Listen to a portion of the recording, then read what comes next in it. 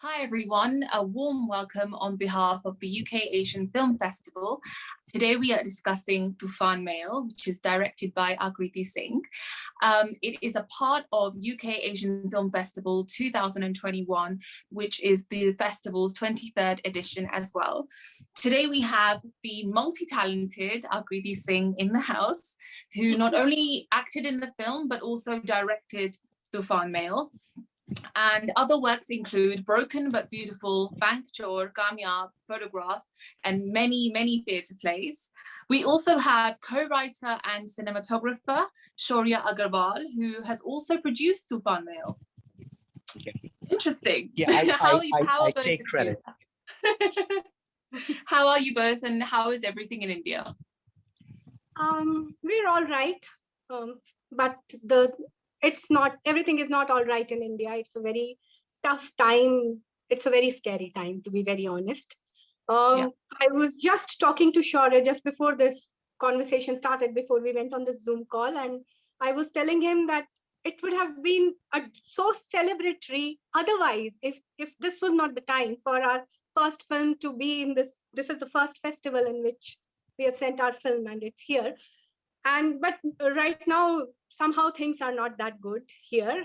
We are sad in our hearts, and I hope it passes soon. It's not that good. I hope so too. It's really distraught, and we've been hearing the news as well of what's going on in India. It's really heartbreaking.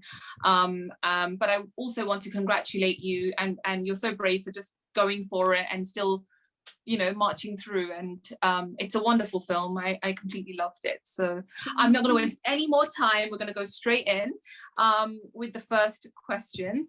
So it's a Toofan Mail is a very unique storyline. It keeps you engaged throughout. It's very entertaining. And I guess you get to learn a lot about the concept of perception is reality, how that is enforced through status plays and through the influence and power of the press. So tell us a bit about how you found the story, what inspired you to turn it into a film, and what was the research like?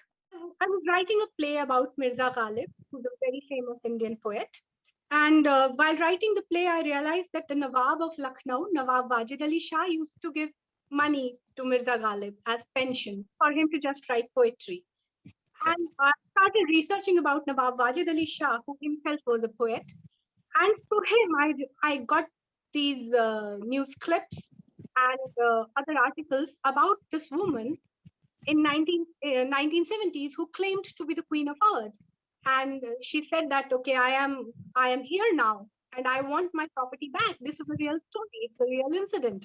This woman landed at New Delhi railway station and then stayed there for the next 10 years in the first class waiting room of the New Delhi railway station. I was absolutely fascinated by her. Then after 10 years, the Prime Minister Indira Gandhi had to entertain her, had to talk to her, and the Prime Minister gave her a property in Delhi, a rundown place called Malcha Mahal, and then certain other things happened. So this was a very, very interesting premise that someone can just stand up and say, oh, I'm a queen. And I'm like, yeah, why not? I mean, why is not everyone a king or a queen or a nawab? How do we agree to be servants? Whether she was a queen or not doesn't matter. What matters is, what do you believe? I mean, as you said, what is the perception about? So yes. That was what was fascinating for me in the story. And Shaurya, I think you should tell about the research part. Yeah, so working on Mirza Ghalib, tons of really, really bonkers ideas, incidents came to light, right from the time when Mirza Ghalib used to listen to poets, to the poets to listen to Mirza Ghalib. So this one resonated the most, and we kept researching more and more and more. And kind of the theme carried forward from Mirza Ghalib into this movie, as in there was this notion of what motivates you to focus on being excellent at whatever, right? What motivated Ghalib to become, I'm going to be the greatest there is, right? I'm going to be the Shakespeare of the East. And so similarly, this woman, this commonplace woman walks up and says, you know what, I'm gonna show the world how to be a queen. And that's pretty interesting. Right? So, yeah, so that's where it grew. Basically, my job in this entire film has been to take the credit for the work that Akriti does. No, Uh, not really. yeah, Not really. but honestly, um, the first draft when Akriti was writing, I was just running around thinking, oh my God, we have to make this, we have to make this, that, and the other. And then she walks up to me and says, I'm done. And so when I read through it, I was like, oh my God, this is an actual thing. So I basically corrected, like dotted the i's, crossed the t's, and so on. Yeah. Are you being humble? Is he being really humble, or is he? No, I promise you. Really Okay, I promise that the last 5 pages is all that I could like really put my name on. Everything else is insanely enough Akriti. And that has been her pet peeve always. People, we've made 14 plays together, and she writes and performs, right? So people walk up to her and go, you performed very well. And then people walk up to me and said, you wrote so well, so brilliantly. And, I see. I and see. it's always, she's like, but I wrote too. And I'm like, you don't look like a writer. You don't look like a writer. So you should be just. Perceptions, I guess. But yeah. Perception. But it is incredible that you directed it and acted in it, and I will get to that actually as well, because I want to hear more about that. But before I do, I wanted to ask Shaurya actually a question about the setting and the location of a waiting room in a train station. How did you find this train station that could look like a 1974 railway station, first of all, and also why you kept the waiting room as such an important part of the film in terms of symbolism, because I understand there's a lot of waiting going on in the film for several different things. So tell us a bit about that sort of setting and location. It's so unique and amazing to watch. But yeah, let us know. Yeah, I think Akriti should take that one Okay. First, and then I'll probably add color to Okay, it. fine. Yeah.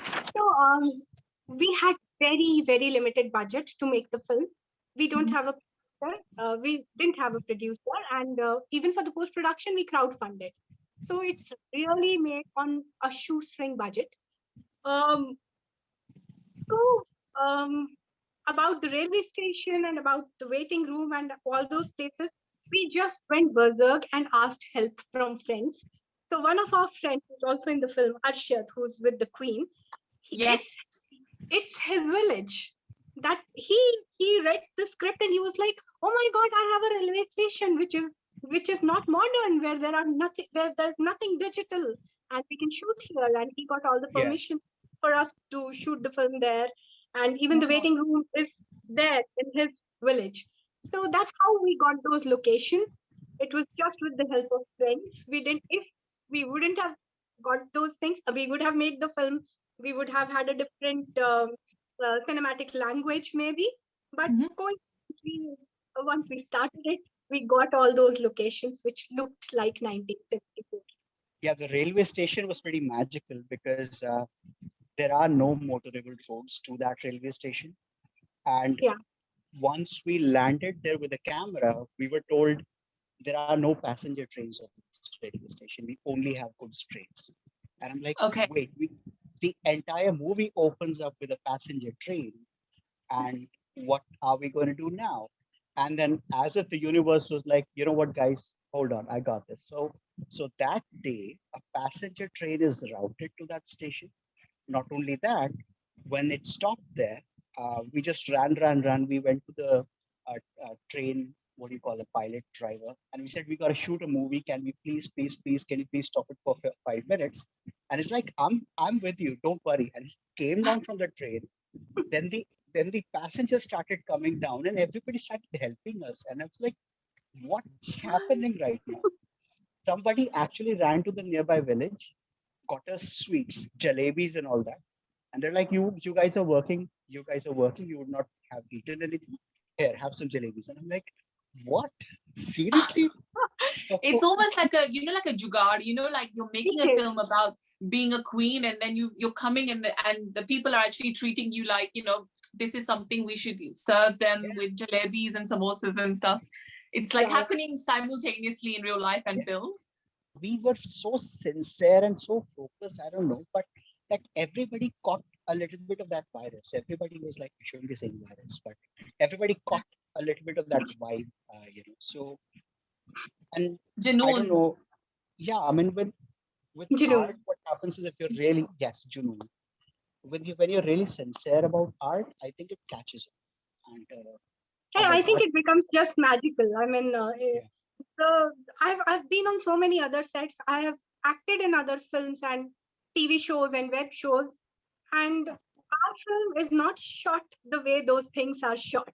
This one is, I mean, I think the making of Toofan Mail is, if that was a film, that would be an even more amazing film. It's very, I would love to see that.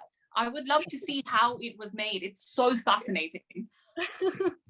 I hope I'm able to put together some videos someday and really tell people that, oh my God, you don't need a lot of money to make films. All you need is a crazy amount of passion and determination and innovation. So, yeah.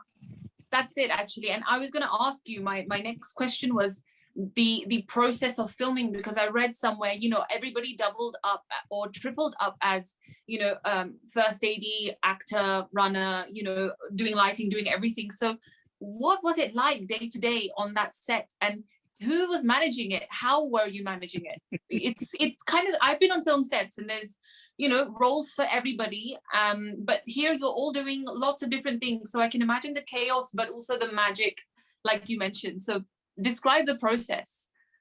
So the film is shot in 9 days. That's like really, really fast. Wow. Yeah, I don't. The only way I can describe it now is 9 days. But we were a group of 12 people, I think, a core team. All of us were just sleeping for 3.5 hours, and we were crazily working through the day. Shaurya was behind the camera all the time, running around. Then I had an assistant director. His name is Shahrukh. He was very, very good, very helpful. All the other actors that you see in the film, everyone, even the smallest character, when they are not in front of the camera, they are giving the clap, they're writing the continuity, they are figuring out the costumes and the properties. There's a small girl named Madiha. She studied in class 9. She was our production in charge. Like, she was taking care of properties in all the scenes. I would be like, I would be the director in a moment, and then I would have to switch very fast and just sit in front of the camera and deliver my lines. The other day I was telling Shaurya that there are moments which the audience will not realize, where I'm not the actor, and when the queen is calling somebody, she's actually the director telling the actor, it's now you're supposed to enter. Yeah, that shot is in the scene. It's in the film. That shot is in the film, I think. Yeah. Oh, okay. But I have to rewatch that to see that scene. No. Let's not break the illusion. But you know, I mean, I've never tried drugs, but I think those 9 days were what speed would feel like if you take speed or cocaine. I think that is what it would feel like. All the Indira Gandhi scenes, all the Prime Minister scenes were shot in 4 hours. And we were just, because we got that place, that room where we were shooting her scenes for 4 hours, and someone was standing outside and saying, "Oh, your time is done. Your time is done." And like, just give us 2 more minutes. In fact, I think he was a very, very senior civil servant. Yeah. Who, just out of the kindness of his heart and watching us work, he said, "Use my office, but you have a lot of sensitive stuff in there, so don't touch it." And we were like, wow. And we were like, "Oh, he's out. He's out the door. Let's move his table around completely and shoot it really fast." And before he would walk in. Finding locations is a big thing in a film. You know, the locations are always stopping the movie from filming, and you guys seem to have like gotten people that are really passionate because they've seen your love and passion in the film and they just want to be on board. That is something really lovely and really heartfelt about the movie itself. So actually, I wanted to ask Akriti actually, do you prefer acting or do you prefer directing? And I know you mentioned how you were like behind the camera and in front of the camera, but I can't imagine how you did that. Like, how can you be behind the camera and know how you're gonna be directed and the eye lines and the scenes and the intensity of the scenes? So just discuss a little bit about that as well. Okay, I'll answer I'll answer the first part. I am an actor. That's the most important thing for me. Everything else, writing, directing, I've even edited the film. So all those things are, let's say, in the service of the actor. I want to play certain kind of roles, and I want to play characters that I find fascinating. And to play those, if I have to write those and direct those, I will. I've been doing that on theater for a few years now. I've been writing and directing and acting in my own plays. So I think that's it. When you ask when I was behind the camera and then how was I suddenly in front of the camera and I was a switched person, because probably I have practice. I'm right behind the stage, managing everything for my plays and talking to actors and figuring out the props. And then I walk on stage. Once there is light on me, it's not Akriti, it's a changed person. So I think it's practice which helped me in this. I knew also because I had written the character, I knew what she is like. I knew everything about her. I knew how rude or not rude she would be, when she would be pleasant, what would be her body language. So probably it was just in me. I mean, when I was the director, I'm Akriti, but when I step in front of the camera, I am the queen. I know her.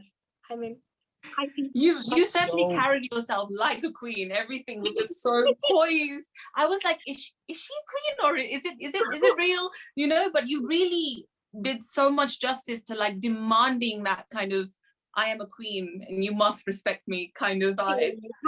Thanks. I'm happy. So I wanna tell a quick anecdote here. So there was this thing of yes, she could be a real queen, but she could be a commoner pretending to be a queen. So she had to bring that subtle nuance to her performance that sometimes she would act sort of not like a noble person. And then you'd be like, oh, no, but that a king wouldn't do that. A queen won't do that, right? So when she's being a queen in that waiting room, sometimes the shot would be over. She would look at the camera like a queen and say, cut. And then walk up to me like a queen and say, can you show me the... And I'm like, what? She would still be like, show me the result now, please. And so, yeah, so that was very cool. I mean, I could see the transition happening. And so she's right. I mean, if we could somehow make a film of making this film, it would be a very different one. But I promise it would be a very interesting. But I think that goes for any film. The making of that, every film is a different story, and I am sure it's a fascinating story. Sorry, that's a great anecdote. I love that actually. I need to watch it again, and knowing all this, I'll just be like, yeah, I know what's going on. Oh no. Okay, so bringing it back to the festival. So the theme of this year's festival at the UK Asian Film Festival is Ray of Hope, and there are ongoing sort of I felt themes in your film as well, which kind of range around the British Raj, Indian politics, the royals, obviously religion, and the partition and the effects of that partition on the workers after it happened. And one part that I really felt really emotional about was when the station master was drawing on the floor with the chalk. And he was just kind of saying that his mom used to do that in the tents as well. So why were these things something that you focused on? You know, why was this the focus in the movie? Is it to educate an audience that is international? Because obviously I was learning a lot as well, but or was it for, like, you know, hope to see unity again in that place? It was definitely not to educate the international audience. In fact, when I was making the film, it was for it's for everybody, but Yeah. it's for the situation my country is in right now. It's not good, and I wanted to comment on it, and I wanted to remind people that this is what we were. This is what we are. We are, we are bigger than this. We are more beautiful as people than this. We had a king in 1800s in Lucknow, and Lucknow at that time was the Paris of India. We had 1700 musicians there. Where are those musicians right now? How come this entire country feels like as if we are slaves of corporates? And no, we have so much art inside us, so many stories, such mythology, so many religions. This is a beautiful place to be. I was reading, Megasthenes was a traveler who came to India in like some 80s. Okay. He had written, I cried reading one of his chapters where he had written, oh, India is the place of rich, so many fruits grow in they have 3 crops every year, and there are so many succulent fruits around, and everyone is so happy. I cried reading that, and I'm like, where did that happiness go? How did we as Oh, people change? I really feel strongly about it. And the film is about that. The film is about, no, let's not agree to be this. Let's be the beautiful people that we used to be, that our country used to be. Let's get that back. Yeah. That's the reason we have all those things in the story. I mean, yeah. That theme of there's still greatness within us, that theme resonated with me quite a lot. So this thing of, yeah, we're living in a tent, but look carefully, this tent has a dining room, and this tent has a hall, and this yeah. tent has and so yeah, there's greatness within this.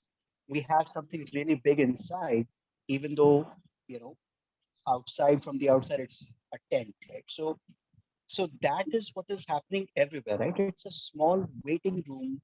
New Delhi railway station back then was a small station. The old Delhi railway station was a prime time. This was a new and upcoming railway station which had electric trains in it, right? Which was a new experiment in India back then. So nobody used to come to New Delhi railway station. And in this one, there's one waiting room where basically there's a queen with like servants and all that. And so, yeah, from the outside, it's a small waiting room of a building that is 150 years old, but inside, it's a palace. Inside, it's the courtroom of a queen, right? So the same thing resonated everywhere in the film.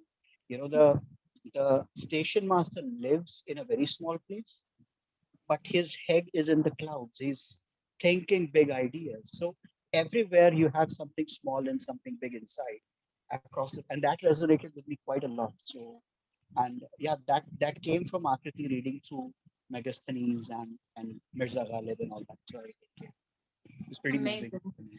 I can see that sort of hopefulness and that waiting and that longing, and I can see it throughout the film, like you mentioned, in so many different ways, not just the physical waiting room, but just everything. And even the things that the Queen says as well, like, I'm not asking, I'm simply stating, this is mine. You took it from me. It's like I'm not begging you, but it's my hug, so that definitely came across. Thank you. Yeah. Akriti, you mentioned somewhere that you want to make the story the hero, which I found really amazing, because as an actor myself, I understand where art sits, where finance sits, and how a film is made. So do you feel that more and more films now are more story focused, and the story is the hero rather than the hero or heroine? Like, do you feel we're moving in that direction slowly? I hope, yeah, maybe slowly. But also, when I said I want to make the story the hero of the film, I just didn't mean that about it being the hero or the heroine being the hero of the film.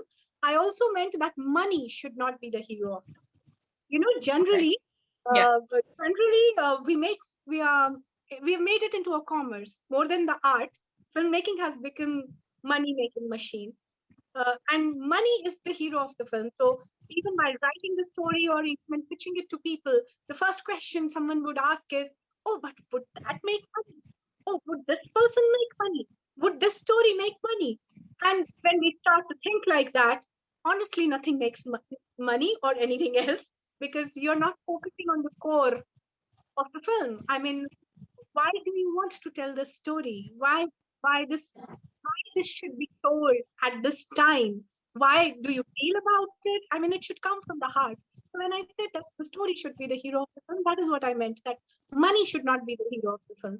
And of course, then everything else will be in the service of the film, and the story will have heroes and whatnot. That's different.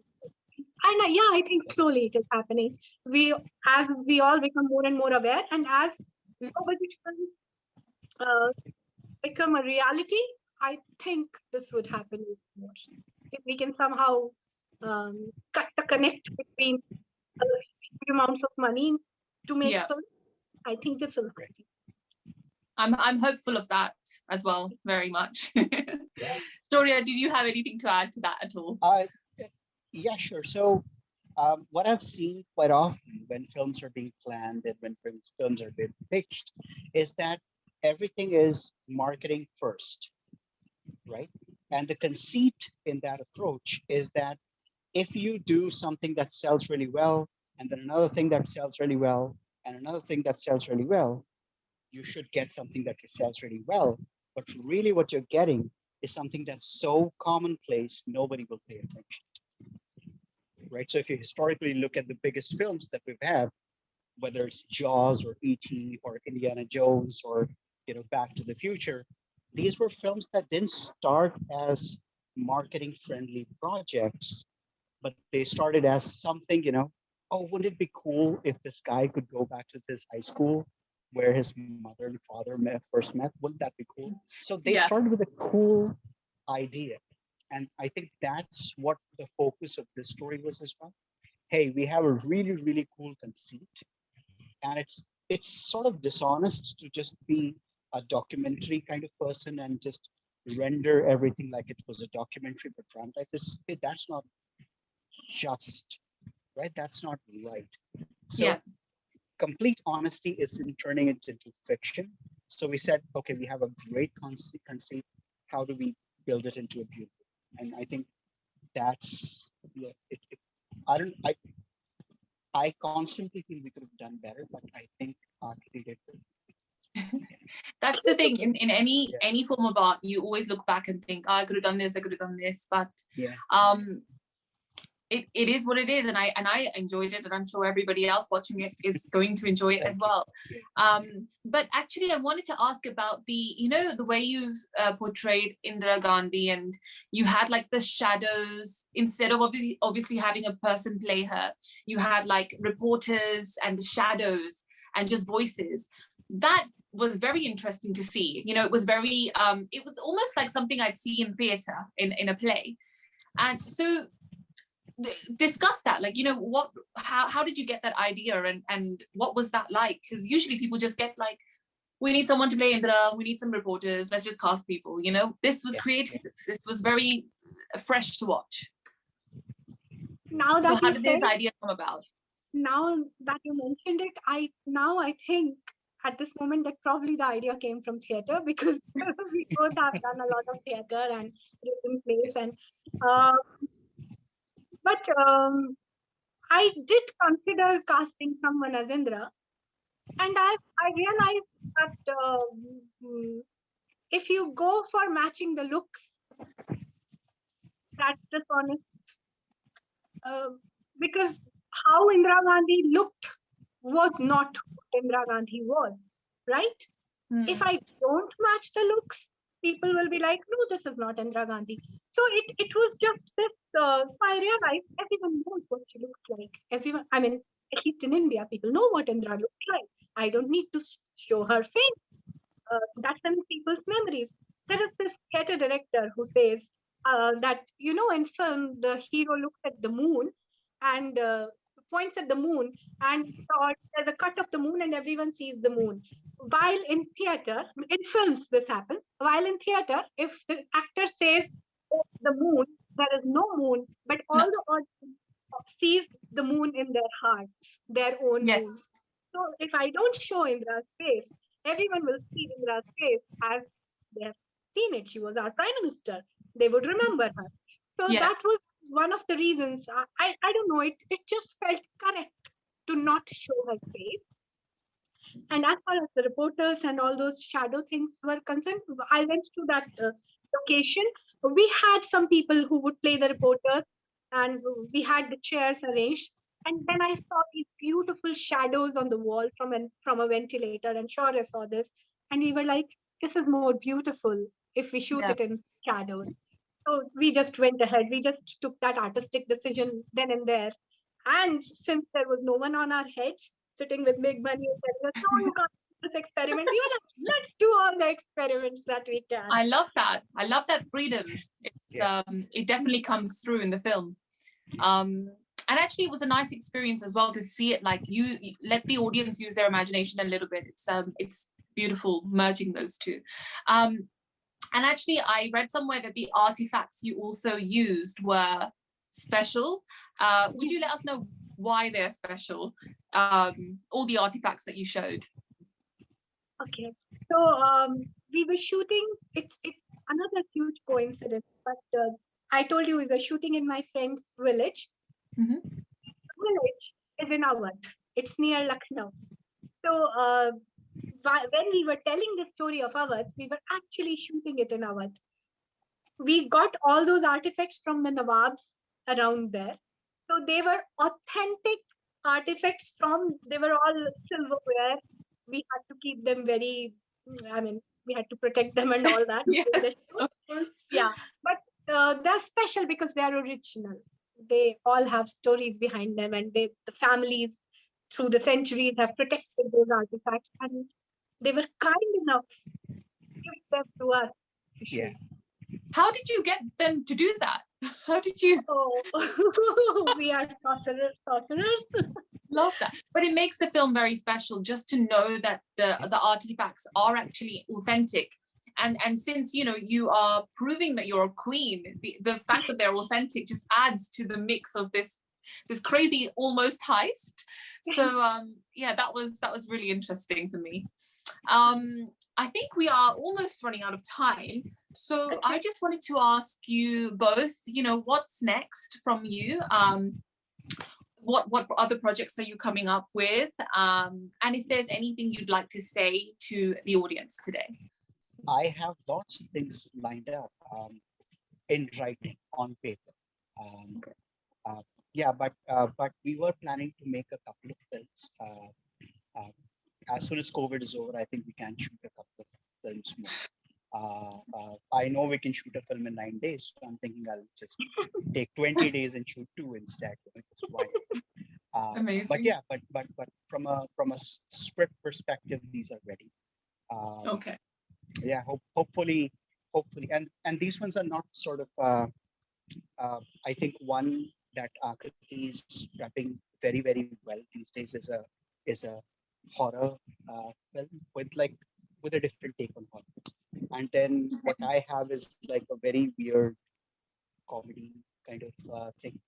It's funny, I promise you, it's funny.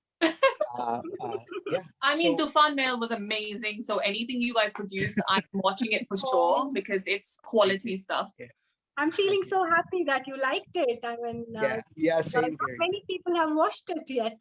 Well, when they do, they're gonna be the same as me. Akriti, did you have something to say as well, just for the audience that will be watching this? I hope you guys enjoyed it. If you want to send back reviews to me, write to me. I'm on Insta, I'm on Facebook. I would love to get audience reactions. This is my first film. This is the first time at UK Asian Film Festival that live audience is going to watch our film. Send us the feedback. And if you would like to say your Insta handles and anything that you'd like the audience to connect you with. My Insta handle is sin_Akriti, and Facebook is, you can search me as Akriti Singh. And there's a page of Toofan Mail also on Facebook. Well, thank you so much, both of you, Shaurya and Akriti, for your time and your wonderful insight in this movie. And thank you all so much for listening in. The festival dates are from the 26th of May to the 6th of June. The full program can be accessed at www.ukaff.com. Follow us on social media as well. On Twitter, it is at come2UKAFF, and Instagram and Facebook are at UK Asian Film Festival. Thank you once again, and Thank you. goodbye. Thank you, Nisha. Thank you. Bye-bye.